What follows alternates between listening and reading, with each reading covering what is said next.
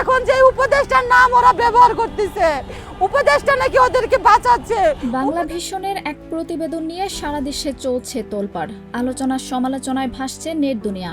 বিশেষ করে অন্তর্বর্তী সরকারের উপদেষ্টা আসিফ মাহমুদের বাবাকে নিয়ে এই প্রতিবেদনটি এখন দেশ জুড়ে আলোচনার কেন্দ্রবিন্দু। ছাড় দেননি এনসিপি নেতাও। এই প্রেক্ষিতে বাংলা ভিশনের ভূমিকা নিয়ে প্রশ্ন তোলেন এনসিপির উত্তরাঞ্চলের মুখ্য সংগঠক সার্জিজ আলম। তার ভাষায় বাংলা ভিশন চালায় বিএনপির ইশরাক ভাই। এই চ্যানেল পেশাদারিত্ব বজায় না রেখে এখন ব্যক্তিগত ও দলীয় এজেন্ডা বাস্তবায়ন শুরু করেছে।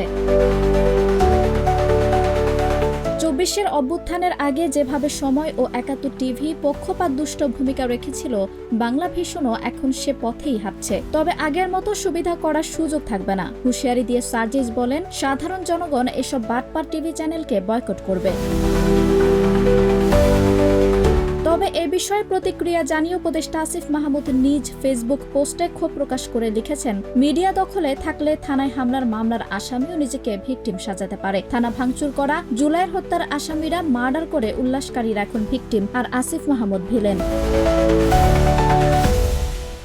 সামগ্রিকভাবে এই ঘটনার মাধ্যমে গণমাধ্যমের নিরপেক্ষতা ও দায়িত্বশীলতার প্রশ্ন আবারও সামনে এসেছে। অপপ্রচার, একতরফা প্রতিবেদন ও উদ্দেশ্য প্রণোদিত সাংবাদিকতা দেশে মত প্রকাশের স্বাধীনতাকে যেমন খাটো করে, তেমনি গণতান্ত্রিক প্রক্রিয়াকেও দুর্বল করে তোলে।